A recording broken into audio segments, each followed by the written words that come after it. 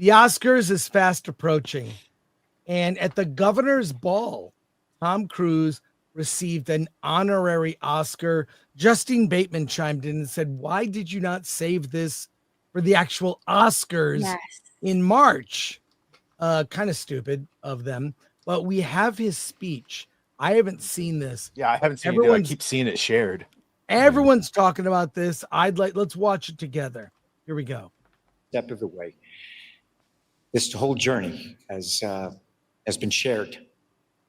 And my love for cinema began when I, very early age, I mean, as early as I can remember, I was this little kid in this darkened theater, and I remember that beam of light that just cut across the room. And I remember looking up, and it seemed to me that it just exploded on the screen. And suddenly the world was so much larger than the one that I knew. You know, entire cultures and lives and landscapes, and all of it was just unfolding in front of me. And it sparked something in me.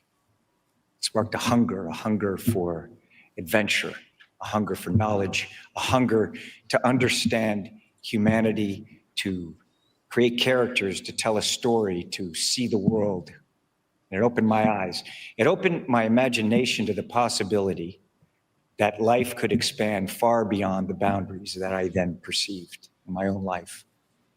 And that beam of light opened a desire in me. It opened the world to me. And I have been following it ever since. I remember being a little kid, I worked every job I could to earn the price of admission. You know, and when I didn't have enough, you know, I just figured out a damn other way to get in that theater. You know? That's good. A cinema. That takes me around the world. And it helps me to appreciate and respect differences. It shows me also our shared humanity, how alike we are in so many ways. And no matter where we come from, in that theater, we laugh together, we feel together, we hope together, we dream together. And that is the power of this art form. And that's why it matters. That is why it matters to me. So making films is not what I do, it is who I am. And I also appreciate and I respect and understand that cinema is not built by one person, not a single performance, not a single voice. 69. It is built by communities, by craftsmen, by artists, and who pass that knowledge hand to hand, set to set, generation to generation. And I have learned from extraordinary directors. I have learned from extraordinary writers and actors and cinematographers and editors and designers and stunt teams, film crews, all of you who have built worlds from your imagination. And I've learned from the talent agencies. I thank you. And I've learned from the theater owners and exhibitors and all of you, everyone here, make it possible for audiences to gather in the dark and experience something together. And I've learned from the audiences themselves, because without you, none of this has meaning for me. So this evening, I cannot name all of those names, who shared and shaped my life, my work, who have given me this opportunity to have, this amazing adventure, who've opened doors and allowed me to understand more about this art form, and who have allowed me to understand more about life. And I would never attempt to, because look, I'd surely leave someone out. But to all of those legends, known and unknown, who inspired and paved the way before me, and to all of those legends, known and unknown, that I have had the privilege to work with, that I've stood together with in the studios and the writers' rooms and all those sets and all those editing rooms and mixing stages and red carpets and every theater around the world. And I ask that if you worked with me, would you mind standing up right now? Do me a favor. Would you all stand up for a second, please? Kevin, Louvain, get up, guys. Come on. All of you, the studios, everybody, please. Start yelling at him. All of you. Please. Get up. All of you. I want to see you. Just what strikes me is how appreciative he is. Yes. He is so appreciative. It stands in contrast to everything Michelle Obama has said on her podcast the last and those clips. I keep seeing those clips. I'm like, are you like not? Why are you so unhappy? This is the secret to happiness here. Well, his thetans are gone. He's clear. So of course Right. I'm saying the secret to being happy is appreciate. He's not even making the speech all about himself, right? He appreciative, of course, but then just asking everyone to stand. I don't know how much longer it goes, but wow, that's pretty much the crux of it there. Just give it a second here, but Thank you. Thank you. Thank you. Thank you. Because I want you to know, and please know that I carry you with me, each of you, and you are part of every frame of every film I have ever made or ever will make.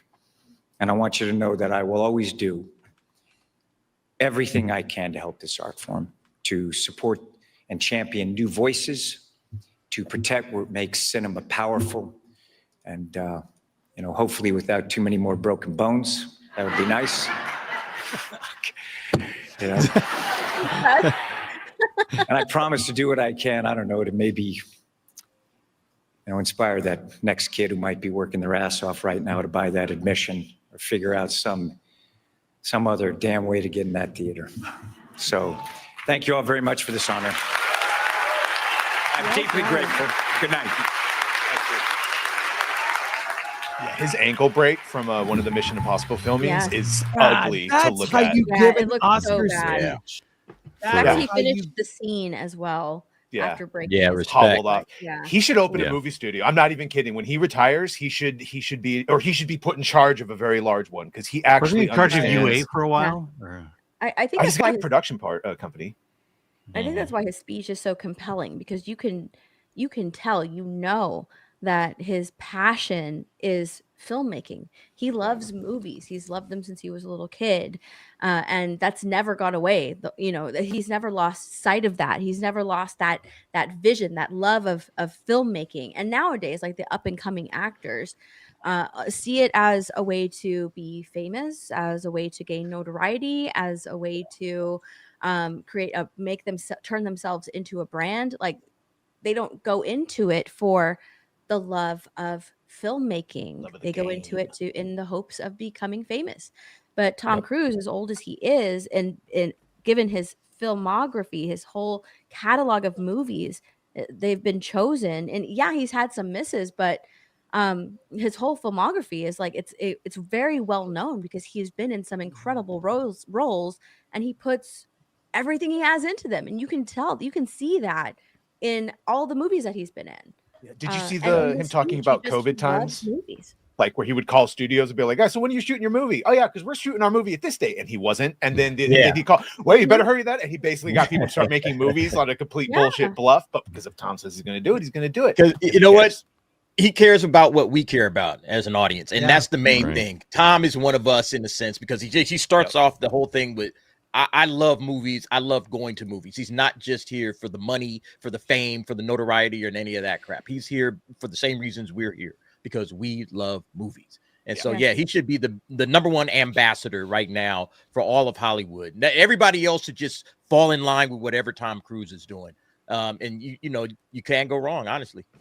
I think that's why a lot of people are trying to use themselves at home. Sorry, Steph. Oh no, that's okay. I think that's why a lot of people are using Tom Cruise. Not using him, but coming to Tom Cruise, and like with The Running Man, and there was another movie where he was just like, "Oh, this was so great." I can't remember which movie it was. But they're telling him, or they're coming to him and sort of like getting the Tom Cruise stamp of approval on this film, because they know that he, audiences respect him because he's just like one of us. He loves Sinners. movies. Because then it was a whole news story that, like, oh, Tom Cruise and Coogler are going to do something together because he said Sinners was good. So he he's the only one of the good things in Hollywood right now. And before, like Mission and Maverick, like he just thanked the audience. Hey, thanks for coming out. Yeah. Right. You know, when they Well, try to bait him apparently- with questions, I just want to talk about the movie. Yep. Apparently, him and Glenn have like buddied up because Yeah. basically Glenn was saying that he wasn't going to do Top Gun, and he went to Tom and Tom basically convinced him to do Maverick because he was basically like, you know, what do you want to be in the next 10, 20 years? And he was like, I want to be you. And he's Imagine like, that speech. Yeah, for real. He's like, all right, well then I guess you need to act in Top Gun because that's what I would do. And so I guess they've buddied up from there. So That's cool. Yeah.